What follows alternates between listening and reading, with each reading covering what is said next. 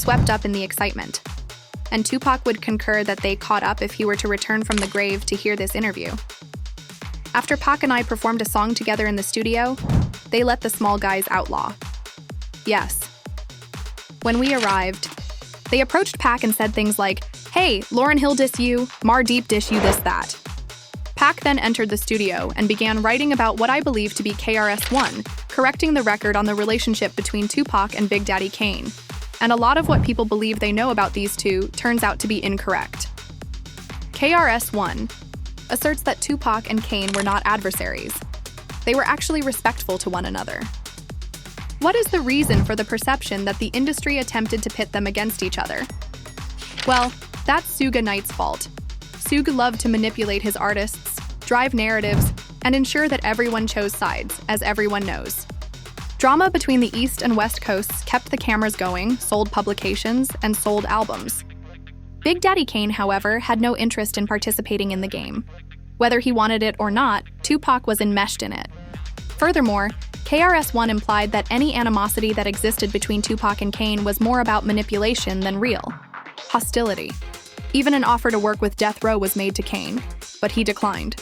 And just by that action, he was included in a tale that he had not requested to be included in. However, Kane and Pac respected each other behind the scenes. No one ever heard about the unrecorded discussions and partnerships. Let's examine what actually transpired between these two. Tupac is a songwriter. Do you see what I mean? He's just not one of those lyrical MCs that spit anything. Instead, his material consists of soul-stirring words. Thus, Suge Knight started growing his empire in the mid-1990s by establishing Death Row East. Reaching out to the East Coast market was a calculated move. And who better to serve as the face of this expansion than Big Daddy Kane, one of Brooklyn's most renowned lyricists? In interviews, Kane acknowledged that he was contacted with an offer of a $100,000 advance and a potentially lucrative arrangement. However, Kane was not interested in playing the game of the industry. By declining it and declaring that he was not interested in participating in that scene, he established himself as an impartial party in the growing East Coast-West Coast conflict. At one point, didn't Eric B. try to sign you to Death Row East? Yes. How did that turn out? He called and stated, "Suge trying to, build a Death Row East, man. I think it might be a good look for you." So I went out there, when I walked in, these two big-ass rock owlers came, and then Suge, he comes out the back. They come running around, sniffing around me and stuff. Sits down with his cigar, sits a cigar down, and does this. And both the dogs ran and sat down next to him. So I'm like, okay, this one of them meetings. "Well," he responded, "what do you want? I can't see myself signing you for less than $1 million. I have to give you $1 million. You're already well known." "Well, look, I don't know how you're doing financially, but, if you want, I can just give you $100K in the morning," he said. "A $400,000 advance." "Why did you just say $500,000? I said, "Are you just going to give me $100,000 without agreeing?" At that point, and I was signed to go. "No," I said, "I'll update you tomorrow." And then I went and switched my flight to a 6 a.m. joint. Got the up. Basically, Kane could sense something was off because nobody is ever going to give you that type of bread with no strings attached. He knew he was dealing with the devil and he didn't sell out. But this wasn't just about Kane. Kane's rejection of the Death Row East offer was also his refusal to be manipulated into a manufactured rivalry with Tupac. Despite Suge's plan to pit them against each other, Kane and Tupac had a surprisingly respectful relationship. KRS-One said multiple times in interviews that Kane never had beef with Tupac. In fact, he said that Kane and Pac had more in common than most rappers. But sadly, according to KRS-One, Tupac got caught up in the hype of the whole East Coast, West Coast drama. The bottom line is that they got caught up in all the hype. And if Tupac came back from the dead now to hear this interview, he would agree. They got caught up in the hype. And Public Enemy prophecies, don't believe the hype. Don't believe the hype. And they got caught up, Biggie. They all got caught up. And it's a shame because we ain't supposed to go out like that. Now, Kane on his part recognized Tupac's talent from the jump, and he always defended him from critics who claimed Tupac wasn't a lyricist, right? You being a respected lyricist. How you feel about the people that push the narrative and say that Tupac, he wasn't a lyricist? Hold up. Tupac is a lyricist. See what I'm saying? It's just that he's not one of those lyrical MCs that spit stuff, but his stuff is he spit deep lyrics that touch your soul. So, I do consider Tupac a lyricist. You know what I'm saying? Even though his stuff is about substance, I do consider him a lyricist because it's like this here. You have to be lyrical to touch someone's soul, to make someone feel like, yo, I don't know this man, but he knows my pain. You see what I'm saying? So, I do consider Tupac a lyricist. I would never ever. And then there's also the story of an unreleased track they recorded together, Wherever You Are, which never officially dropped. And whoever said Tupac isn't a lyricist needs to go listen to this track because Pac held his own on that track with a living legend like Kane. But there's another thing that linked Big Daddy Kane and Tupac. Their interest in the 5% Nation, also called the Nation of Gods and Earth. It's a movement that came out of Harlem in the 1960s, built around the idea that Black people are the original people of the world, and that knowing yourself is everything. Basically, it's about knowledge, self-awareness, and empowerment. Kane got into it pretty early in the 80s, and it shows in a lot of his lyrics. He would weave in concepts like supreme mathematics and supreme alphabet. Stuff that's meaningful if you know the background, but if not, it just makes his rhymes feel sharper and more thoughtful. Even in tracks like The Wrath of Kane, you can hear references to ideas from the 5% Nation. The mathematics, you know, the 5% thing you was kind of heavy in that.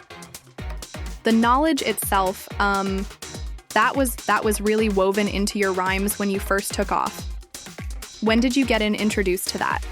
Were you a 5-enter or was you? Yeah, absolutely. I think I believe that I was introduced I want to say music 81, 82, somewhere around there. This with this knowledge yourself and knowing who you are. When you came in the game and during that era, man, knowing who you were and where you came from was important, man. You got a lot of that from the 5% Nation and your teachings, the first 120 and all that. Yeah, I mean, you know, you just said it, knowing who you are, you know, so I mean, you know, when you studying your lessons, you're learning your history and, you know, your rightful place in history, you know, and things of that nature. So, that was something that was very informative and, helped to, you know, mold and shape me as a better person, I believe. Now, as for Tupac, his connection to the 5% Nation was a bit different.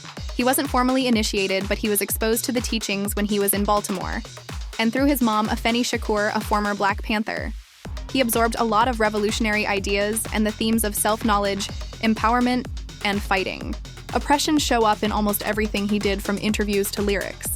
So even though Kane and Tupac were on opposite coasts and the industry tried to make them enemies, they actually shared a lot in terms of philosophy and worldview, and that common ground gave them respect for each other. But here's where it gets really interesting. Suge Knight wasn't just a record label boss, he was a master of controlling narratives. Death Row Records was booming, and Suge knew that nothing sold records like drama. The East Coast-West Coast rivalry was the perfect marketing tool, and he wasn't shy about engineering it. Suge's plan with Kane was subtle but strategic. By approaching Kane with the Death Row East offer, he was essentially trying to drag a respected East Coast icon into the West Coast narrative. And Kane's refusal didn't just keep him out of the label deal. It also made him a wild card in the public's eyes. Suddenly, the media could spin Kane as someone not taking sides while everyone else was caught up in the hype. And Suge had a way of making even neutrality seem like a statement. You can't say it's an East Coast-West Coast rivalry. Number one, people will start to say it's an East Coast-West Coast rivalry because it was people just trying to make money. It was true. People trying to make careers, people trying to get famous. It was people hustling other people out of money on the East Coast. You don't have no team. You need us. We from the East Coast. Pay us X amount of dollars for protection. And some of these idiots was doing it for us. How we looked at it is we looked at as we representing the West Coast, but we representing the ghetto. Now Tupac, he didn't have the luxury of staying out of the game. Once he signed with Death Row, he was Suge's flagship artist and the East Coast. West Coast feud became part of his brand. Magazines, TV shows, and radio, they all played into it. And while Tupac was outspoken and fiery by nature, much of the tension he experienced with other East Coast artists, not taking sides while everyone else was caught up in the hype. And Suga had a way of making even neutrality seem like a statement. You can't say it's an East Coast-West Coast rivalry. Number one, people will start to say it's an East Coast-West Coast rivalry because it was people just trying to make money. It was true. People trying to make careers, people trying to get famous. It was people hustling other people out of money on the East Coast. You don't have no team. You need us. We from the East Coast. Pay us X amount of dollars for protection. And some of these idiots was doing it for us. How we looked at it is we looked at as we representing the West Coast, but we representing the ghetto. Now Tupac, he didn't have the luxury of staying out of the game. Once he signed with Death Row, he was Suge's flagship artist. And the East Coast-West Coast feud became part of his brand. Magazines, TV shows, and radio, they all played into it. And while Tupac was outspoken and fiery by nature, much of the tension he experienced with other East Coast artists was amplified and sometimes even directly manufactured by label interests. And KRS-One knew this. That's why he refused to play the industry games, and he continued to call out the industry's exploitation of Black artists. This institution can never side with, understand the exploitation of our culture. Never will you ever see me standing in the environment where our culture is being exploited. Or if you do see me there, the next moment, this thing's going to fall. I'm there to bring this game down. If you see me in a situation like that, you should say, yo, watch out. Something's about to happen. Turn your cameras on. Something's about to go. Now, why is Chris here? Why is he here? Something's about to... He going to say some trow right now that is going to, But see, Suge wasn't working alone to push that East Coast versus West Coast rivalry. The record industry in the 90s had multiple layers of influence. Executives, A&R reps, and even media outlets had financial incentives to push the rival narrative. Album sales, magazine covers, and TV ratings all spiked when there was conflict. And in some cases, artists were pressured to take shots at one another, or their words were edited and presented to make it look like feuds existed where they didn't. Kane and Tupac were prime examples of this. Both were skilled, respected lyricists with strong personal philosophies, and their actual interactions were respectful. Yet, the industry narrative made it seem like the opposite. Suge and his allies knew that fans eating up conflict would keep them buying records and following the drama, and they were happy to stage manage it. But this wasn't unique to Suge or Death Row.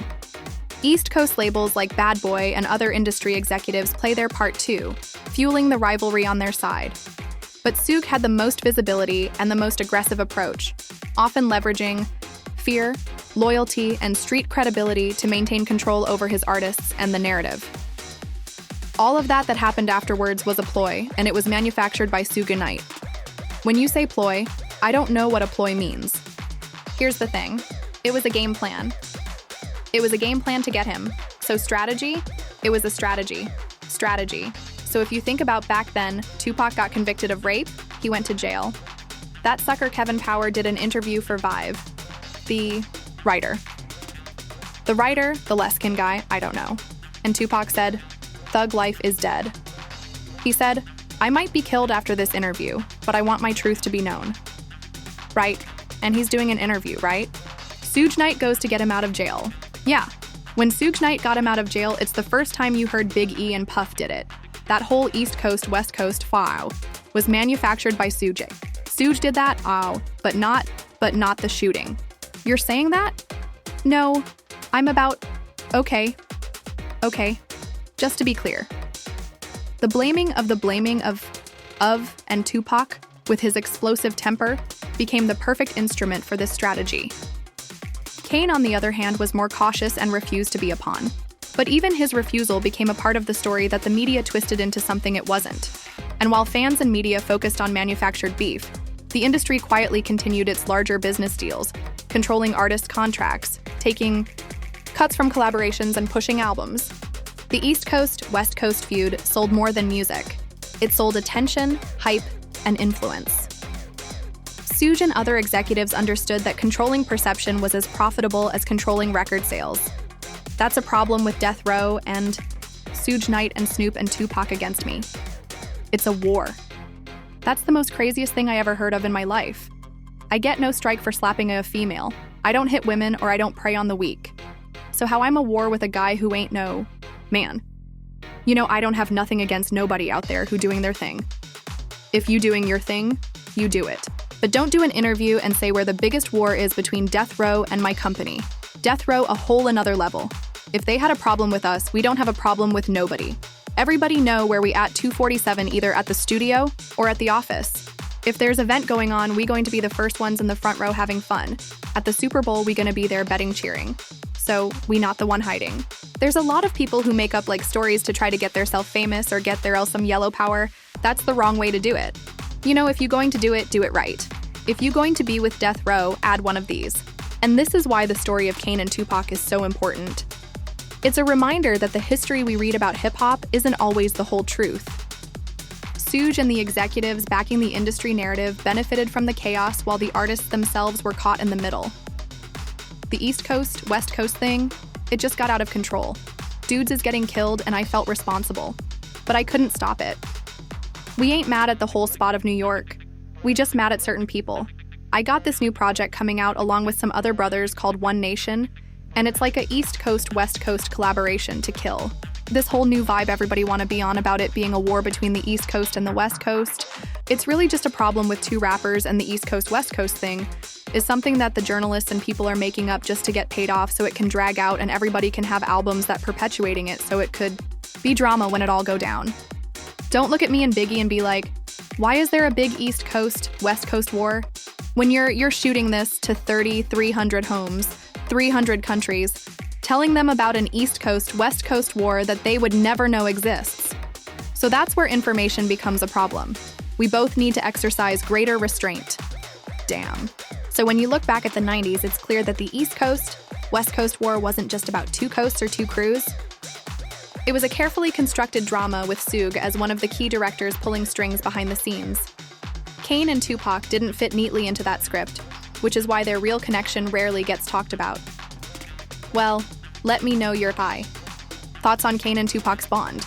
And how do you feel about this theory that Suge and other puppet masters in the industry manufactured this East Coast versus West Coast beef for profit? Drop your comments below and I'll catch you in this next video.